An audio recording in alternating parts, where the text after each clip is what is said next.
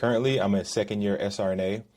My first bachelor's degree, I had less than a 3.0 GPA. And I will tell you now, it was pretty disheartening a lot of times because I had a few program directors and staff tell me straight up that I'm not going to be a qualified applicant and that they don't take these types of GPAs. This is probably one of the most requested videos and information that people ask me about. I was like, you know what, why not go ahead and run through really a stepwise approach for you guys to apply to CRNA school. The process that I took to get accepted into CRNA school is a little unorthodox, and that's because my situation was a little more unorthodox, but I think that a lot of the tenets that I use can be used for you and for any other people that are wanting to strengthen their application to become an SRNA and eventually a CRNA.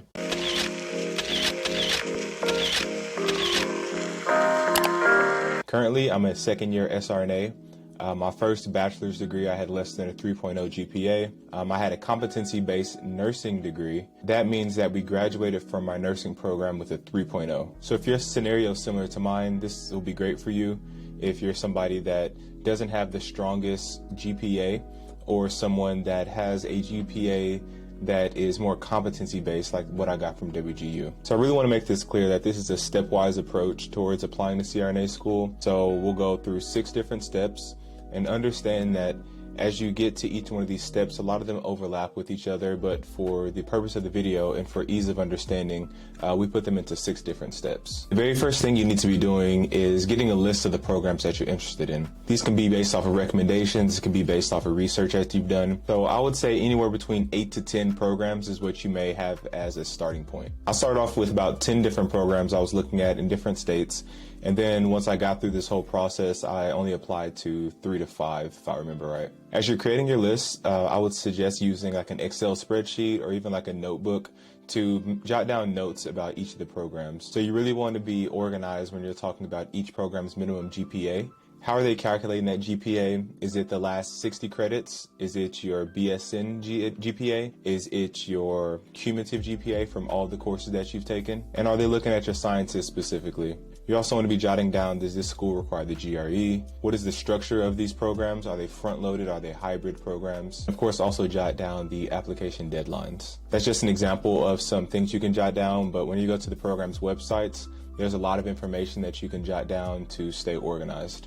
The next thing you want to be doing is tightening up that CV. So this isn't a resume. You're applying to graduate school. You're applying to get your terminal degree. Whenever you're applying, you want to create a CV. The CV that you create is your chance to look into the mirror and be like, this is who I am professionally. This can take some time to create, so I definitely recommend getting started early on it. And there's many different structures that you can take towards your CV, so don't get trapped into a box or think that you have to do it a certain type of way. For example, there's websites out there that you can plug and play. You just put in your information and they create a beautiful CV for you. Myself, I just use regular old Word, and it took me a long time to use Word because you have to make sure the formatting and things are on point, especially whenever you're converting these Word documents to a PDF. But big takeaways here is that keep your CV clean. And then a couple examples that I have here that you can include as subtitles of your CV is your professional experience, your education, board certifications, shadowing experience, awards, organizational involvement, and any type of professional affiliations or volunteering that you've done. Now, you hear a lot of people talk about keep your CV within 1 to 2 pages, and I would follow that advice loosely. My philosophy is that you may be selling yourself short on your CV if you're eliminating parts of your CV in order to keep it concise. Remember, you want to make yourself shine. You want to include things in there that are going to set you apart from the other applicants. And then just have somebody proofread it, whether it be another SRNA that you're cool with or CRNA or anybody that's a professional that understands how to construct the CV. And at this stage too, I would recommend just start trying to get some of your recommendations together. Maybe your manager, maybe your charge nurse, maybe a physician. Just start getting organized with some of these people that you may need to eventually ask for recommendation letters. So at this point, you have a list of all the CRNA programs that you're interested in, and you also have your CV that shows this is who you are at this point as a professional nurse. So what you need to do is be looking at the programs that you're interested in and decide which of these programs are you already an applicant for, are you already a competitive applicant for, and start applying to those schools. Now, there may be some programs on your list that you haven't fulfilled the admission requirements for. So for example, like your CCRN or your GRE, or maybe your science GPA is less than a 3.0 and they require a 3.0. So evaluating what the schools need and what you have, you'll be able to fill in the blanks for what needs to be done over the next couple months or year or so to become a qualified applicant. It would also be very helpful to find a whiteboard or something that has a big surface and just write down the schools that you're interested in, as well as the admission deadlines, so that way it can kind of keep the pressure on you and you know that things need to get done in a timely fashion. So now we're on to step 4, and step 4 is probably the most important thing here, and that is to contact these programs or go to an open house. When I say contact the programs, I'm talking about email the program director or email some type of administrative staff. If you're someone that was similar to me, that was in my shoes where you're not sure if they're going to accept you based on your GPA, I was reaching out directly to program directors and letting them know my situation in a couple sentences. Ask them straight up, will I be a competitive applicant, and do you guys take GPAs that are based off of competency grading? And I will tell you now, it was pretty disheartening a lot of times, because I had a few program directors and staff tell me straight up that I'm not going to be a qualified applicant and that they don't take these types of GPAs. But where there's a will, there's a way. So I continue to apply pressure, continue to ask different program directors and staff, and eventually had a nice concise list of people that would accept my GPA. Also consider attending some open houses. So a lot of these programs, they'll have a virtual or an in-person open house.